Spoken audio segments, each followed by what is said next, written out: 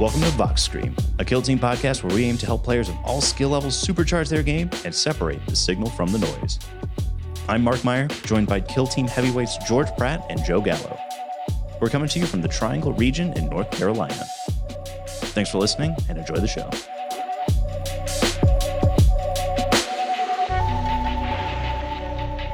All right, welcome back, everyone. Thanks to all the listeners out there, and thank you to my good friends Joe and George. What's going on, guys? Not much, man. Just got back from the beach, feeling good, ready to talk some Kill Team.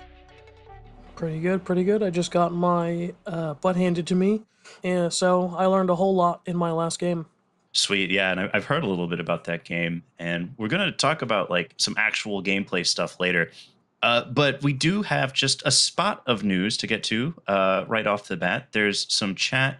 You know, actually, before the news, let me just give a quick shout out. We've got listeners in 7 different countries. I want to shout out our international listeners: Japan, Canada, Serbia, the Netherlands, Australia, the United Kingdom, and of course our friends around town here in the Triangle and the United States. So, and only 3 of those are bots.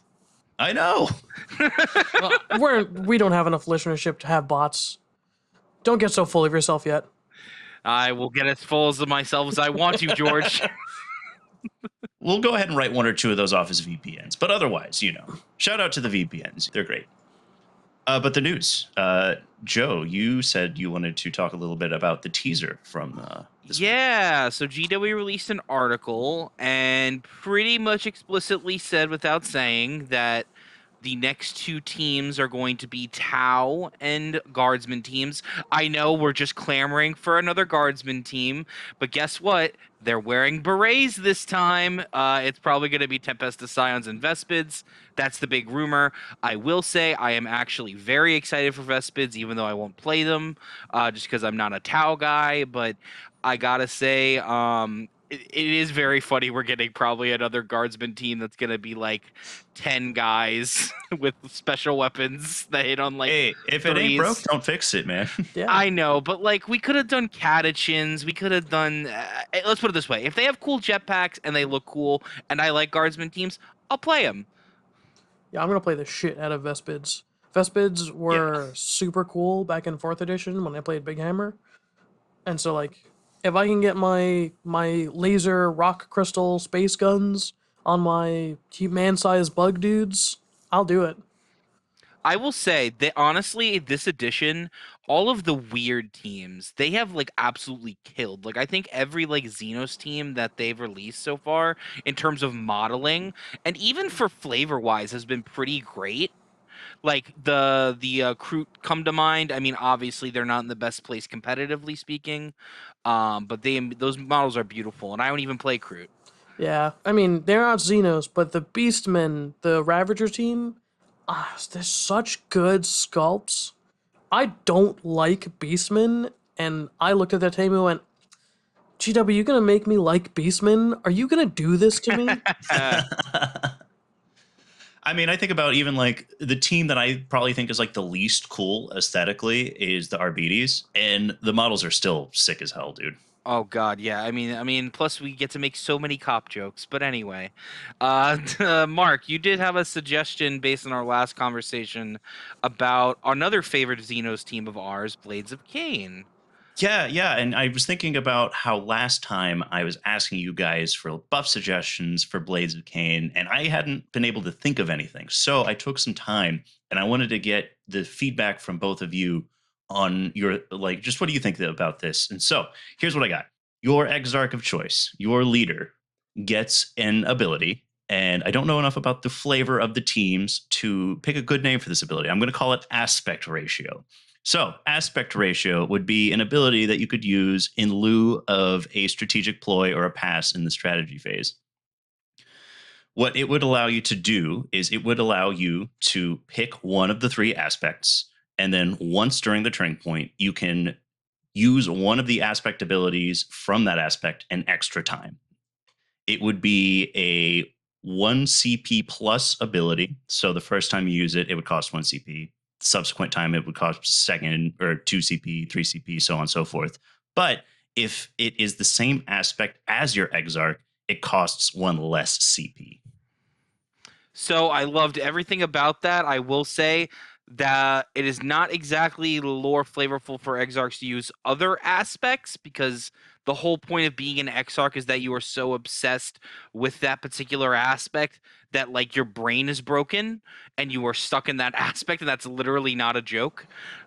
So the way that I think Mark meant it is that instead of the Exarch using the ability, your team just gets to use the ability one extra time. It's just they Exactly. added Yeah. a like a Like, Okay. tactical ploy like they did for Phobos to give P1 Okay, more so time. let's say I have four. Let's say I have four banshees. Those banshees can now use a scream an extra time instead of having to be mono banshee. Okay, you know what? That is very interesting. I like that a I like lot. that a lot actually. yeah, my Yeah, thought behind it is that it gives you some way to durdle during the strategy phase, like an extra thing to do. I think that I like it being attached to the leader, so that way, for example, you can use it in so many different ways. It can be an offensive buff or a defensive buff. You can take the Dire Avenger Exarch and two other Dire Avengers. Lo and behold, all of a sudden you've got three guys who are going to shoot twice each turn. You can take it on your, maybe you're doing like a pretty, typical 2, 3, and 3 split, and where normally you might like the Howling Banshee Exarch, you might want to take the Scorpions Exarch so that you can put an extra dude in Super Conceal for the turning point. And so just those sorts of thoughts, it kind of gives you, more choices with the team in a team that has no shortage of choices. But, I think it could be really powerful. It also seems like the kind of buffs that they like to do. I kind of been thinking mostly about like how have they been buffing salvagers, and this kind of seems in line with those kinds of buffs. Like they don't want to give out a new strategic ploy. They don't want to really buff or change that sort of stuff. Just something new to try out. Yeah, I think that's a really inspired buff for the team. yeah. I wish that they That had. might be too smart for GW. Yeah, I mean, listen, they gave scouts power weapons and an extra dude, so let's not give Yeah, I mean GW too much credit. the easy thing would just be an extra attack on like the melee weapons, right? But again, we're trying to do creative Yeah. things. Yeah, Though bear in mind, I will not turn that down if that happens. That would make this team just oh god, that would be so nice. They would tear shit up. But yeah, they yeah, they would. would. I mean, even more so than they already do. Though I will say, just like scouts, that doesn't necessarily solve their fundamental problems, but it just makes them better at the things that they do. Exactly. Yeah. My thought again is it's just more flexibility. Where is the real power in the team? A lot of it comes from their aspect abilities, and so a chance to just use those additional times just seems really strong It is agreed. And fun. Yes, and yes. fun. Well, speaking of fun, I think that this next bit is going to be a lot of fun, and this is some content that we're probably going to get into pretty regularly. So the three of us, we play in a weekly league at Atomic Empire in Durham. And so we're playing a lot of Kill Team every week. And so we're hoping to, most weeks at least, talk a little bit about our games, what sort of things we learned from them, what sort of struggles we had in them, and really kind of get into like some actual gameplay analysis. And Joe, how about you lead us off and tell us a little bit about your game this week? Absolutely. I played Mr. Alex, known as Yith on our Discord. He was playing his Novitiates, which were beautifully modeled just to be battle sisters, which I love to death. I was playing Nemesis Claw, as I'm going to do for the rest of this league. It was a faith versus fear matchup, which I love that from a lore perspective. And speaking of which, the lore is what I love most in this game, and I actually do full lore write ups for each of my matchups. I've been doing this for some time now because, the whole reason I like the Nightlords to begin with is because I read the Nightlords Omnibus, and that was amazing. So I'm sure in the show description, I will have that write up for y'all if you're curious, and let us know if you want to hear potentially an audio drama of those write ups. But anyway, I just want to interrupt you here real quick. So before we get into it, our mission and map for this week, for the first week of our league, was secure on Battleground. It's one of the 6-inch deploy maps. oh, and yes, we should also mention we're doing alternating 50-50 into the dark and 50-50 open, right? Yes. Yeah, so basically what we do is we're a big old democracy over in the Triangle, and we kind of vote on everything that we would like to do for the league. And all of our players voted for the 50-50 split. with no beta decima, as we experimented with that last league, and it was a giant failure. People hated it. Anyways, so One more last interjection. So this is like the long board with the 6-inch deployment. Is that a hot dog board or a hamburger board? oh god, this debate. This is a board where you deploy 6 inches from your edge. Yep, exactly. It is one of the boards of all It time, is. that's for sure. Yep. It is a board of all time. But yes, so I played Alex. Fun fact between me and Alex, the first game of his first league, I played him. I tabled him by turn 2, which obviously happens with newer players. And this is a competitive league, so even against new players, I don't tend to hold back because there is, money for store credit on the line. But a conversation of me and Alex kind of led into this discussion of how much better he's gotten and how excited he was to see how much better he gotten comparatively speaking. So that was something that was kind of big in the forefront of my mind going into this. And generally speaking, Nemesis Claw is very good into something like Novitiates. They're on 7 wounds, 4 up save. Not particularly good in fighting, besides a few models, but even those models are not particularly great. So I was feeling pretty good going into this. I took the just for funsies, and I wouldn't recommend this if you're doing competitive. I took the Power Fist leader just because I thought it'd be fun to one-shot models. Because typically you want to take the plasma pistol, because the plasma pistol hitting on 2s pretty much eviscerates everything in the game. And we'll be getting to that after this discussion, because his leader also has a plasma pistol hits on 2s that will pretty much kill anything in the game. So I took the Power Fist leader. I took the Fearmonger, which, man, oh man, do I have mixed feelings about the Fearmonger. Plasma Gunner, the Skin Thief, the Ventriloquar, and the Screecher. I figured this was a good compliment. I didn't want to bother with the Heavy Bolter, mostly because it was a little bit of overkill into the sisters, and I'd rather have that Fear Grenade to take advantage of for example, their Daka Dash, because generally speaking, Novitiates like to get very aggressive with their positioning if they can, especially against elites, which they generally have a bad matchup in. So if they could send that crazy eviscerator sword lady 16 inches across the board and throw a crack grenade in my face, they're going to try to do that. Obviously, you try to play around that, which is what I did. But instead, Alex put some guys a little too far forward. I was able to exploit that and throw a grenade. It hit 2 people. And as why I said I am very iffy on that, I did exactly 2 damage on 2 shooting attacks. And that was not due to my rolls, and that was not due to faith points either. That was just luck of the draw. So the ending move of the first turning point ended with my Fearmonger running away.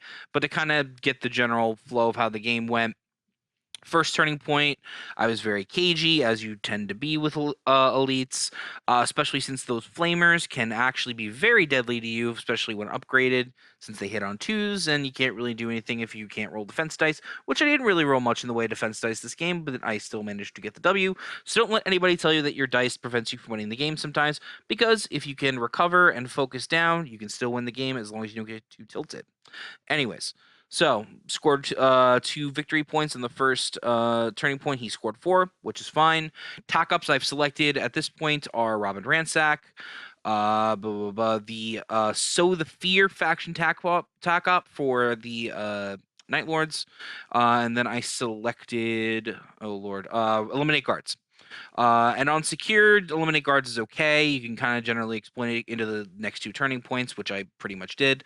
I basically had set up a reliable double 2 separate charges if I had lost initiative, so that even if I was potentially losing a Marine, at the very end of the day, I could get a double kill, which is pretty much exactly what happened verbatim. I lost initiative. I Vox screamed his first target. He did something with the give an extra APL out to somebody, and I immediately charged his bonk stick lady, the one that hits on the 5/5 lady, I charged into her and his medic because I had taken a plasma shot with the gunner because I used the ventriloquar to flip the bonk stick lady on engaged, so I could just take care of that melee threat immediately. She survived due to the medic, so I'm like, okay, awesome. So I do actually remember what he did in the second turning point. He basically had her get near the recover item and pass. I thought that was a very questionable move, so which I exploited immediately by charging my leader into the medic, one-shotting her with the power fist, and then using the tactical ploy to charge into his other operative on the back side of the board, which basically got me into a double charge, locking up both his flamer and the other lady who I ended up fighting and killing. So I got a double kill immediately into the first activation of my game. And now I'm also remembering I actually Vox screamed the Bonk Silly so she couldn't get out of position. And then after that, that is when he actually went and did something with her, leaving me to take my Ventriloquar. Ventriloquar, and charge her. Now that she had passed, I basically blocked off him from scoring recover item, and also from I flipped the point into my favor for secure. And that's it. Kind of steamrolled from there. I had the Screecher go up and kill the Eviscerator because she was a little too far forward, and he did not anticipate me having as much charge distance as I had. Because people forget 32 millimeters get you a little more charge than you really think that they have. And took her out. Surprisingly enough, my Screecher took quite a few shots before he ended up going down. But then I ended up putting 2 more guys out of position for me to take out in subsequent turning points. It actually ended up being a pretty close in points game, merely because he just has the body to score points, and he just kind of converted from killing me into scoring points, which is effectively what you do in Novitiates anyway into elites. But he did that far too late. I basically denied him all points and recover item. He took consecrate ground as well, which was I'm not sure if that's an optimal choice, but it seems like an odd choice to me. I mean, if you expect to be dying on points, Consecrate Ground is pretty good.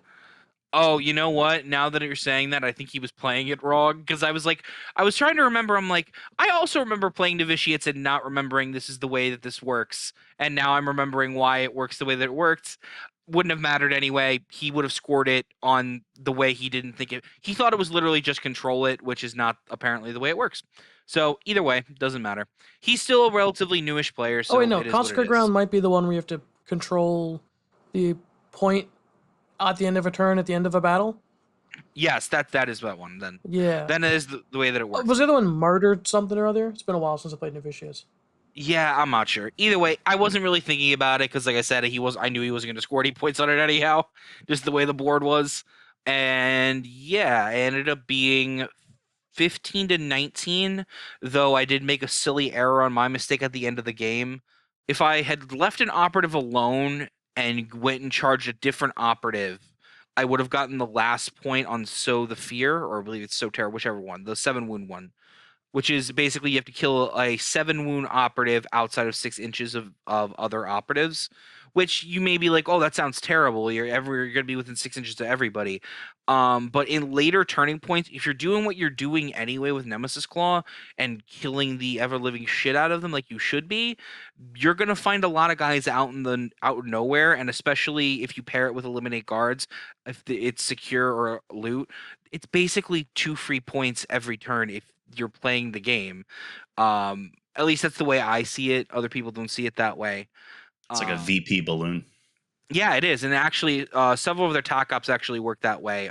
The one where if you kill an enemy operative on their on the objective in their territory, that's great. On Into the Dark, it always has scored me 2 points every time I've used it, and that's the thing too. One of my favorite things with this team, particularly, is that they love to balloon points. So, like for example, that Ventriloquar play that I mentioned, where he ended up passing with the lady, which that was his biggest mistake. He should not have kept her there. He should have just pulled her back, and I wouldn't have scored those points.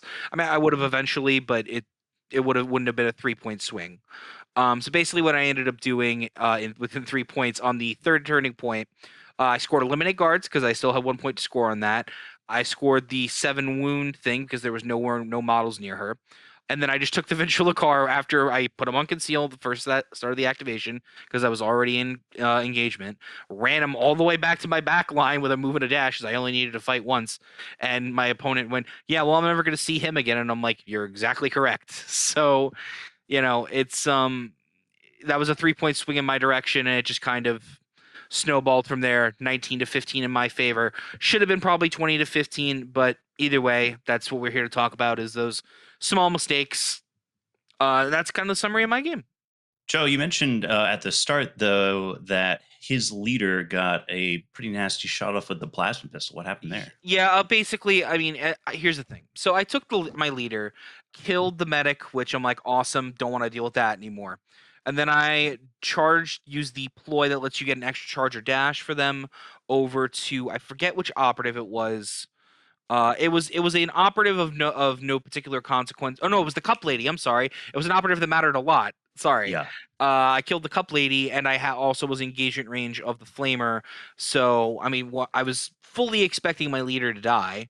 Because at the end of the day, if you're hitting on twos with a plasma pistol and you're re-rolling ones, because that's just the way the novitiates work with the little auto chastiser, is they have a hyper accurate, probably the most accurate plasma pistol in the game. You're gonna lose a guy. So I was like, she's right there. He's just gonna give the flamer lady an APL, fall back, and either shoot me or do something more productive. He did something more productive, and then just shot me with the plasma pistol. And of course, my leader died. Even with the or no, I'm sorry, he actually did shoot me. I did have prescience tokens to get rid of one of the damage dice, but it doesn't matter. At the end of the day, if it's 20 damage, even if I save one, I'm not surviving that.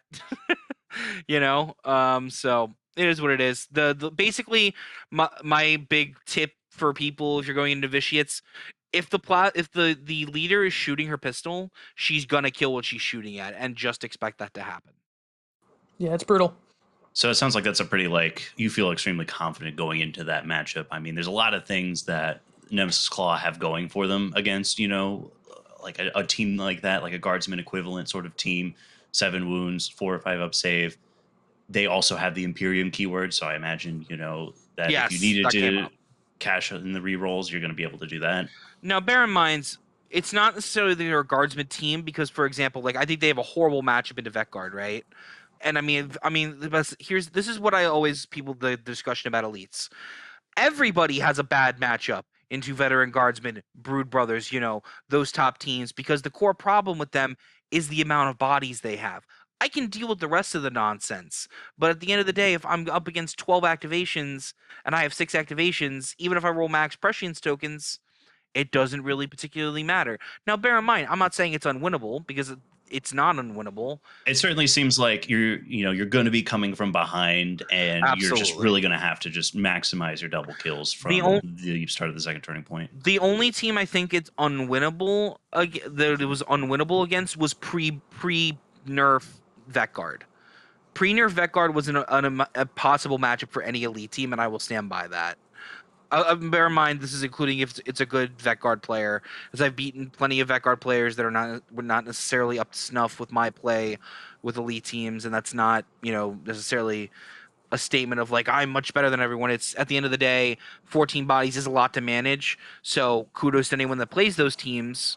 They're hard to play, but against elites, it's much easier because once you understand the basic principles of this game, the answer becomes, oh, just score points and deal with threats as they come, and I can just sit back and do whatever I want. Awesome. But I will say, with the current state the meta is in, I don't believe that in Nemesis Claw has an impossible matchup into Pathfinders, Brood Brothers, and Vetguard.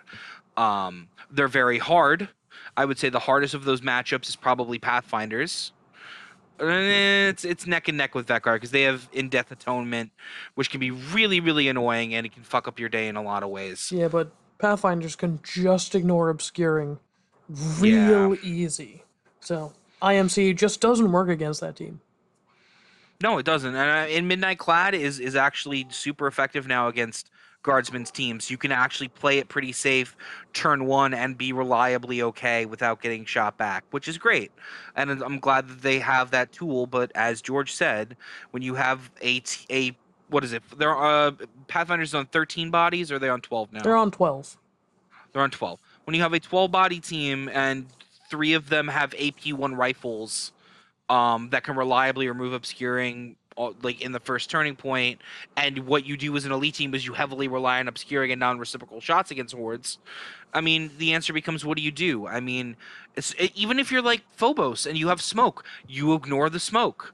So here's my tip to GW: hey, when the team has 12 bodies and really good guns, maybe don't take away the main defensive tool those teams have against teams that have, less than half their bodies.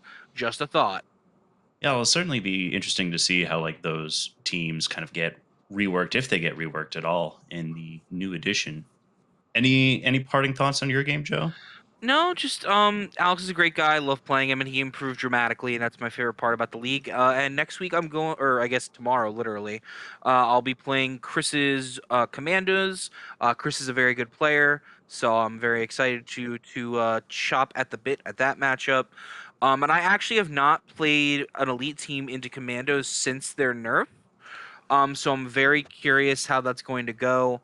I want to try some stuff out, but I'm probably just gonna, because I actually want to win the game, just focus on the main core things and just do some Nightlordies things, flay some bodies, throw them around, shoot those orcs to death with a heavy bolter, and yeah. It's also Into the Dark, which is great for really both of us, but probably me more than him.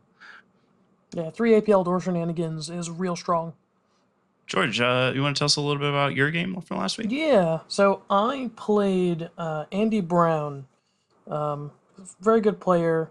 I'm playing. He will tell you otherwise, and this is Andy. This is me telling you you're a good player, and we all acknowledge that, and we love you. Yeah, so I played. He played Kasrkin into my Brood Bros, and he said I like playing Kasrkin because it is something that you can play without thinking too hard about it. I said, yeah, that makes sense. You don't have to think too much about what you're doing as Kasrkin, because the team is just so straightforward. And turn one was just position. It was positioning the game. He positioned up and staged up in the midboard behind some heavy cover. I staged up just before the midboard. We were playing on the Turning Point Tactics version 2 map for Battleground. And there's on the midboard on the center line is just like an open space with two of those buildings, like offset 2 inches from the line on either side of it. And so we just had a few people up in there. He had a couple people up in there. And I managed to get a sniper shot off on one of his guys from my drop zone at the very edge of the map, because Brood Bros Ruthless Coordination is so good. And for Ruthless Coordination says that if you want to shoot somebody, you can, if the shooter has visibility to the target and visibility to a friendly, you can use the friendly's cover lines. So I used my friendly who drew cover lines that was going through a barricade, which he was on conceal, but my sniper was on advantage, so he treats people in light cover as on engage. So treated as on engage, drew cover lines, unobstructed, no obscuring from someone else, and took a sniper shot at, it was just a normal dude. No, it was his hot shot, I think. But I didn't kill him. Sniper let me down. I think I might have missed on 2 dice and rolled a crit and a hit. It was bad, but like I didn't expect to kill him. I just wanted to take a shot out, get a crossfire token down, and then things really started getting weird on turn 2. I won initiative, and he was setting up a frag grenade play just to hit my dudes that were staged up behind my wall. And I was trying to set up my own frag grenade play to hit those dudes behind his wall. But I needed to give myself +1 APL to make it happen, so I needed to stall for time. So I just ran my agitator up into the front of the door so his dudes couldn't run out. And then that was the thing that gave me enough time to lob a frag grenade into those guys. He just couldn't find a way, because he didn't position aggressive enough to push out and actually kill my agitator. Like he couldn't get around where he was not in cover. And so that allowed me enough time to get a frag grenade off to bring his medic and his leader down to 1. My Primus was behind heavy cover up in his territory, just silent shooting, menacing a flank. Really, it was at the end of turn 2. I think he had 4 models left, and two of them, the sniper, the comms was uninjured, and then I think he had a medic. No, he had the demo guy uninjured. At the end of turn 2, I think I ended up bringing him down to just the sniper at the top of turn 4. So I won that game. I think I got nearly max score or max score. I took infiltration. I knew I took gather surveillance. I took the faction tack op where I have to kill someone within 6 inches and not be in line of sight of literally anyone else. And subversive control. And I maxed those out. My biggest takeaway is, man, Kasrkin have a rough time into mixed horde. If you can fight and shoot relatively reliably, which Brood Bros can because, crossfire tokens are a thing, it becomes so much harder for Kasrkin to just compete in the same spaces.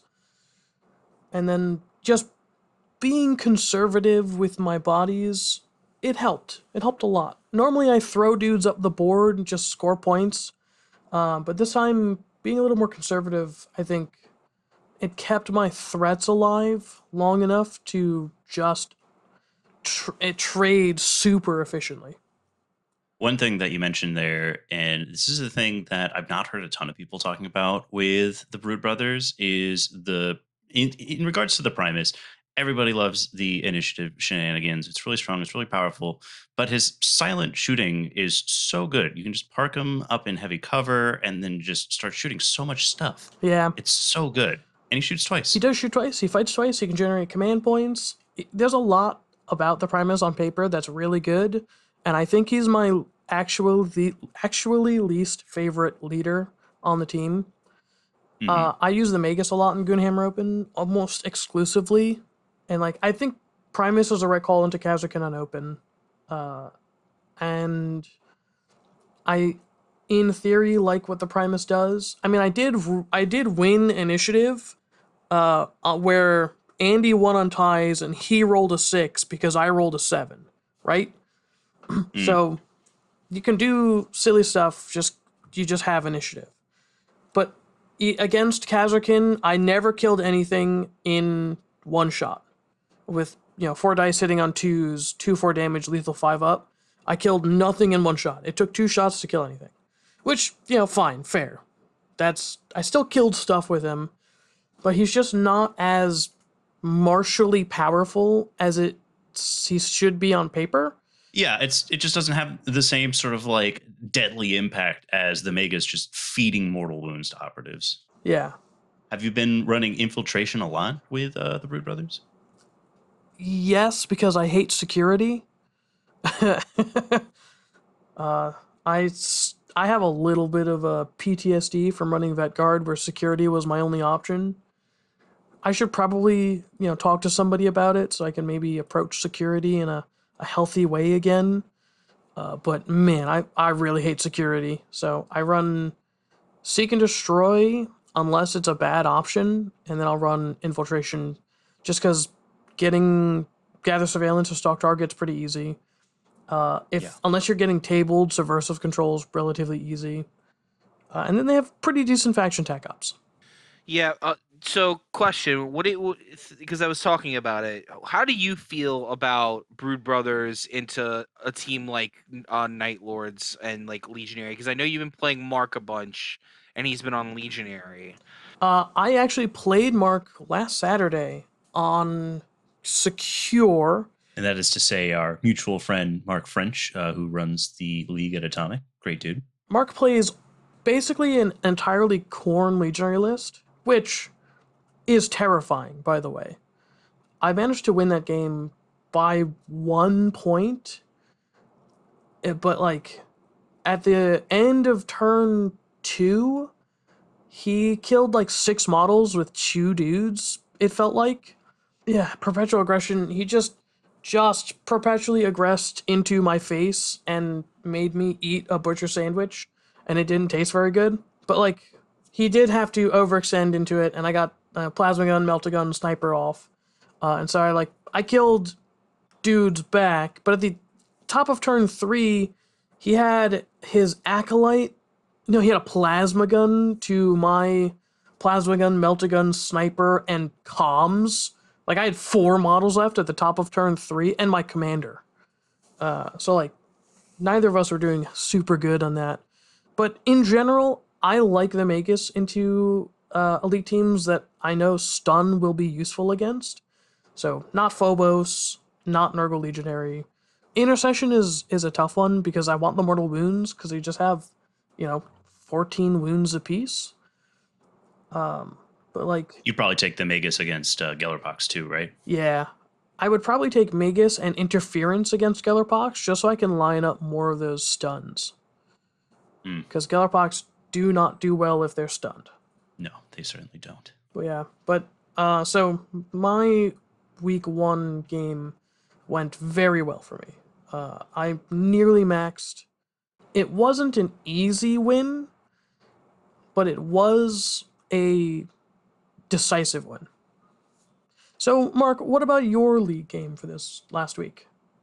So my week 1 game, I played against Drew, who is a newer player. I actually played against him in his very first Kill Team game about a week and a half or 2 weeks prior to our league game. And Drew had played, I think, 7 subsequent games after his first game. So he was really running a gauntlet preparing to get ready for the league. He was playing the Hernkyn Yaegirs, and I was playing the Gellerpox Infected. It was my first matchup against the Hernkyn Yaegirs. And I got to say that my biggest takeaway from the game was that's just an awesome team Yeah, with a lot of really good tools. I think the Hernkyn Jaegers are really neat. I agree. I think they're super neat.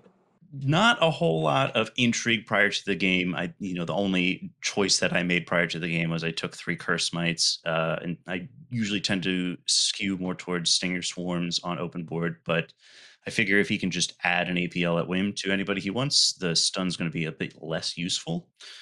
So I went 3 Curse Mites and a Stinger, and we played on the same map as you. We played the TPT2 map for Battlegrounds, and I was pretty cognizant because I think from one of the deployment zones, there's a good angle you can get to deep strike. Just if you get up on the vantage point, you can just kind of get a good line of sight and blast a bunch of operatives behind one of those like light barricades on the Actarius terrain. So I was really like scrunched up behind the heavy terrain and the scramble pile. I had one of my hulks just kind of out in the open. I was the attacker, so I deployed last, and I felt pretty good about that because he had deployed his big tank killing AP. Joe, you play the Jaegers. What's their gunner? Is it just the gunner? So, like a rocket. Yeah, it's a gunner that has 3 different profiles, which are all hilarious. Yeah. It's for AP1 5 attacks hitting on 4s 4/5. Right, but what's the operative's name? Is it just the gunner? Yeah, it's just gunner, I believe. Yeah. Gunnar. Gunnar. Yeah, gunner. Disappointing. They should all have cool names. I'd love Space Dwarfs. Make some funny names with them. Come on. It's like I said in the Discord. The fact that the leader is not called the Jägermeister is a huge missed opportunity. But getting back to the fun stuff here. So one of my hosts was basically just out in the open, and I felt pretty fine about that because the sniper and the gunner was deployed on the opposite end of the board, and they were not in really a position to make a big lateral move or hop up in a position to where they could shoot me. So that was all pretty good. I did forget that the shotguns have long range profiles, so that guy did end up eating 3 wounds before he ultimately made it into heavy cover. What madman fires shotguns with long range profiles? But man, the fact that you took damage from that, I don't know what is crazier. I will say one of the things is that it was not a very lucky feel no pain game for me. I feel like in the last league and in the last tournament that we did here in the Triangle, my feel no pains were rolling hot. I've rolled a lot of really good feel no pains. I rolled several in that game where I just didn't roll a single 5 or 6. Yep, been there. Yeah, it happens. It happens. So we actually split 2-2, I think, in the first turning point. I made a mistake where I had one of my operatives in a position to sort of like do a recon dash forward and then grab one of the central points.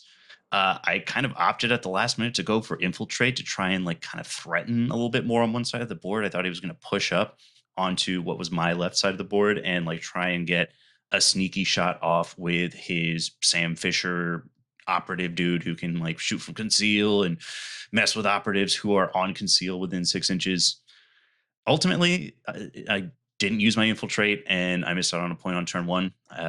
He was not in a position to get up the board either. He had like done his forward deployment with the Yaegirs, but it was still just like going around a barricade was just going to cut off a little bit too much movement. I think, let's see, what were some interesting things from that game? Turning point 2, he won initiative. He opted to move who I selected as my eliminate guards target out of the way, which was a fair move.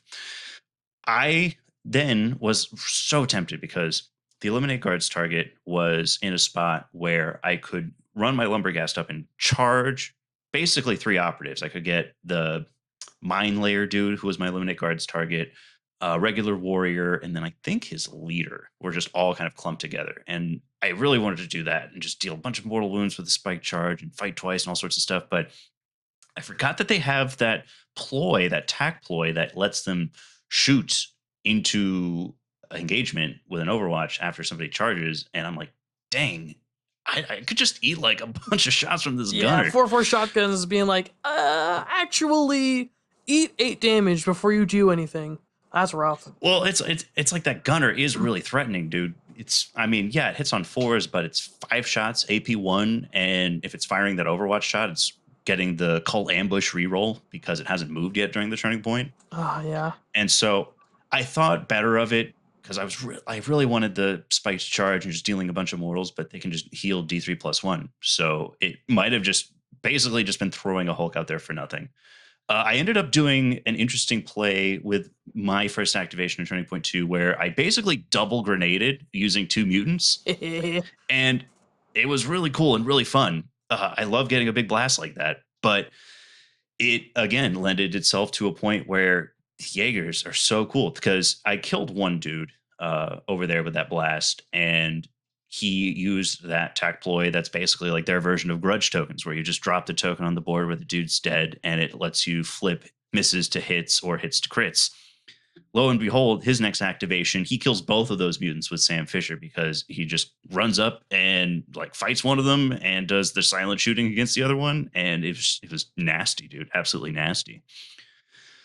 One thing I think that stood out about Turning Point 2 in that game is it felt like it took a long, like I felt like both of us were kind of durdling, just waiting for somebody else to make a move. I sort of did my signature kind of have everybody staged behind heavy cover close to the midboard in Turning Point 1, and I was waiting for a good target to come out, and it just took a long time for that to happen. I did do some, I did ultimately end up doing like a double charge, and that was pretty effective.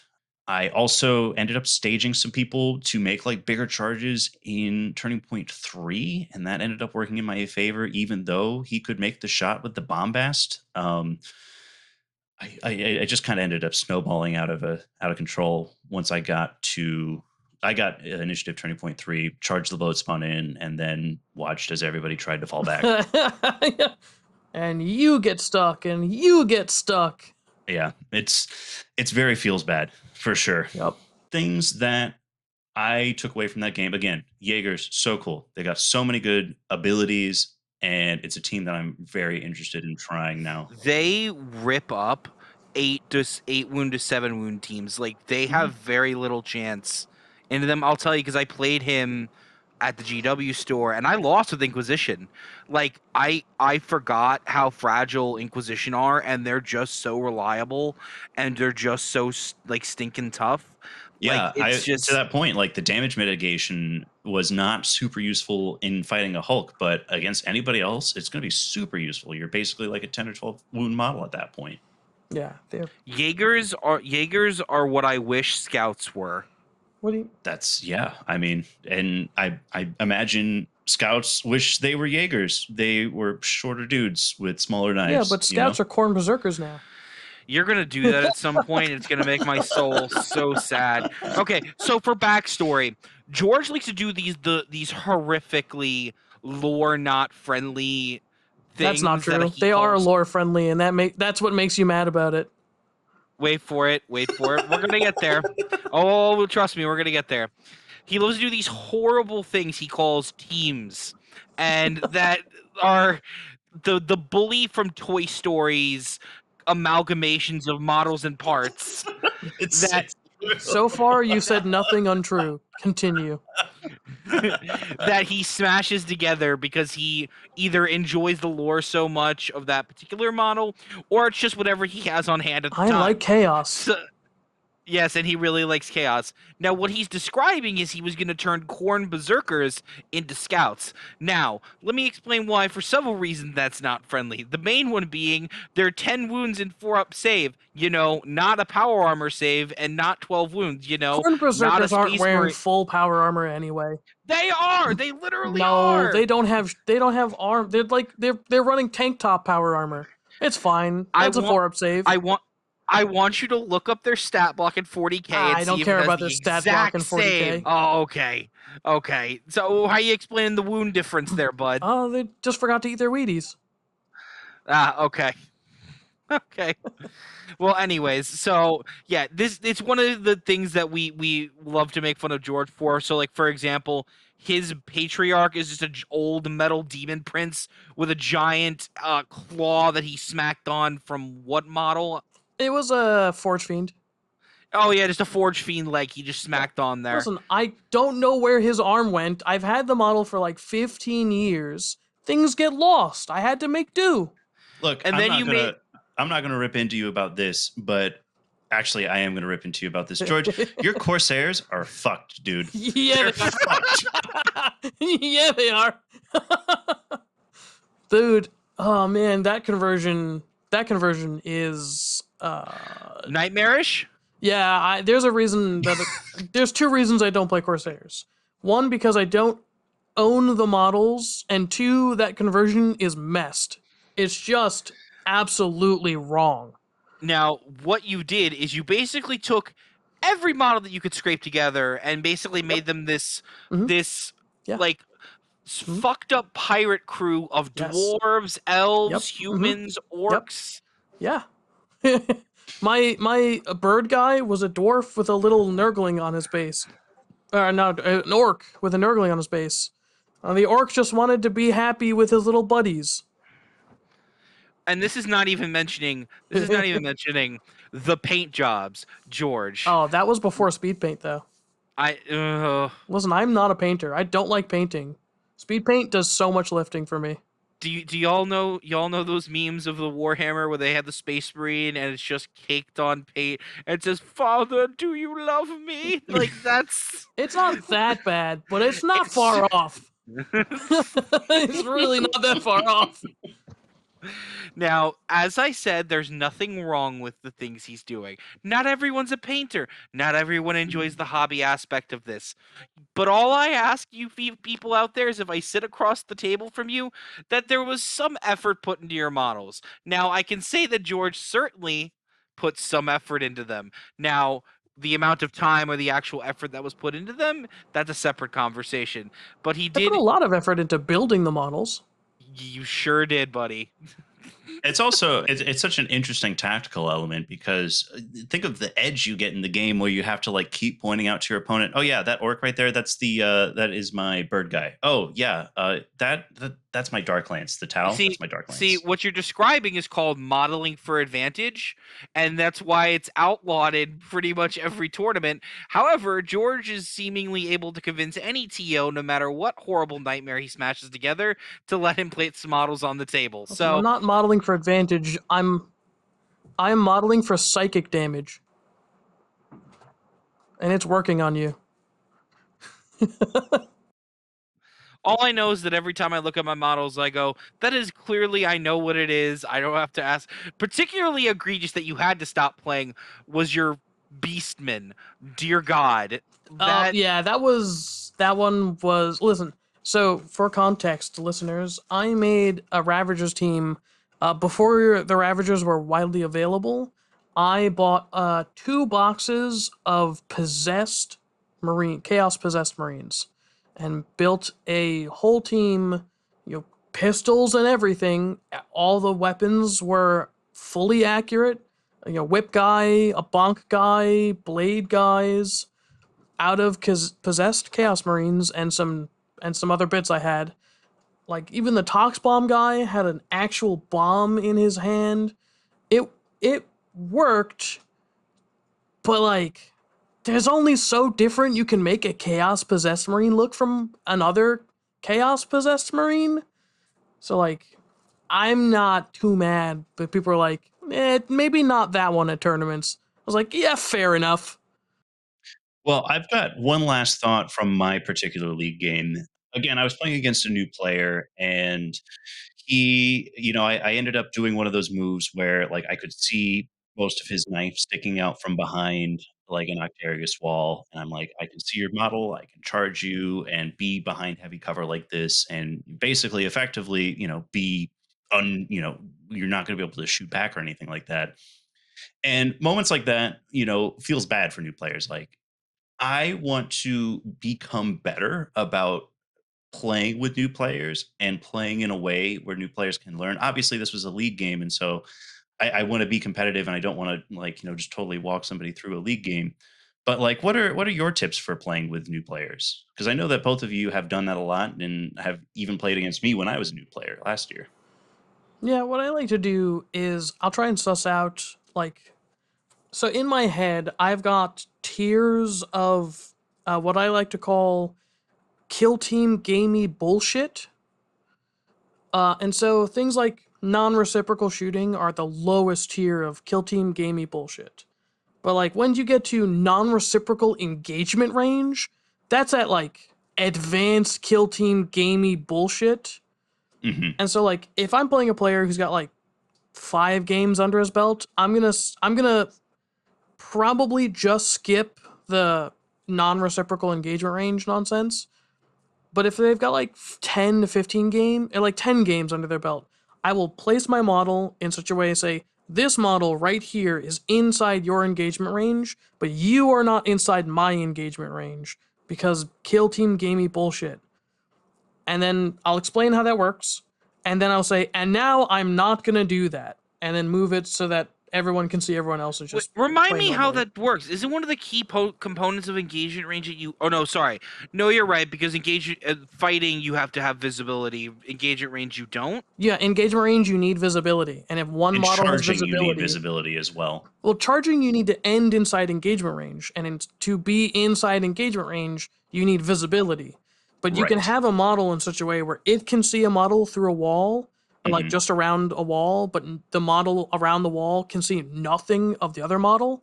Right. The rule specifically says a model needs to be able to see the other model. It doesn't need to be both models are visible to one Now, another. Yeah, see, if they do change the game, and Georgia may not be a fan of this, I would like all that kind of stuff explicitly taken out of the game because it's not fun. And I've every time I've gotten hit with a gotcha like that, it doesn't feel good because it's not it shouldn't feel good. Like that is such like rules lawyer nonsense that I guarantee you the designers did not think of. And I bet you if they give it another pass, they probably would take it out. I hardcore agree the designers did not think about it, but I disagree. I think a lot of that stuff adds depth to the game. Talk to me about a player who's ever felt good on the receiving end of that, and I'll agree with you. Uh, I felt really good when George charged my screecher with his Patriarch. And you charged him basically. You through said a you could window. see him through a window Through on a the window. Octarius terrain. Yep, because that window exists, so I can draw Neither of our visibility. claws would have been able to fit through the gap in that window, but we were fighting through it. Yep. And I lost. But I think that is much more the exception than the rule. But yeah, I think a lot of it is that people don't tend to keep all of the possibilities of everything in your head, and like, that would be crazy if you could. That's what the best players in the world do. And I mean, I'm certainly not there, but I can keep enough kill team gamey bullshit situations in my head that like when I see them coming up, I like to point them out to my opponents and say, here's some kill team gamey bullshit that you can now use in the future. I'm not going to use it here, but I'm going to show you how it works. And that's what I like to do. Yeah, I think that's a great solution. Do you have any other tips and suggestions for experienced players trying to play and teach newer players?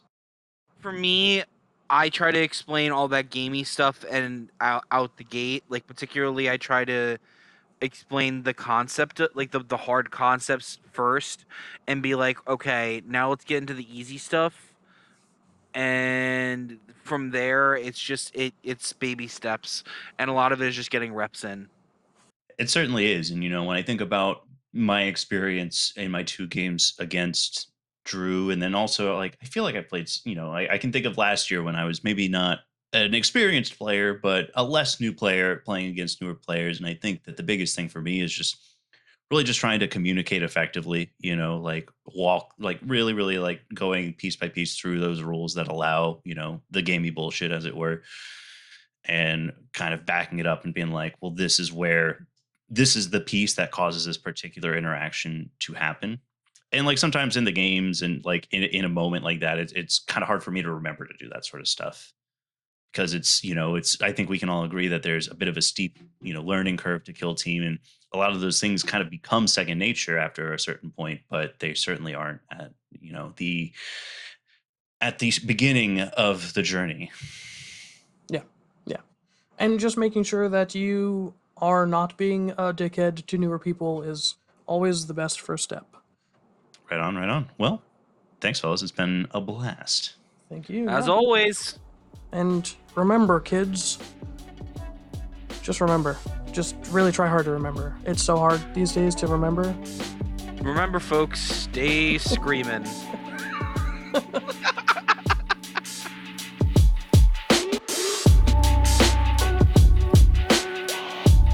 We hope you enjoyed this episode of Vox Screening.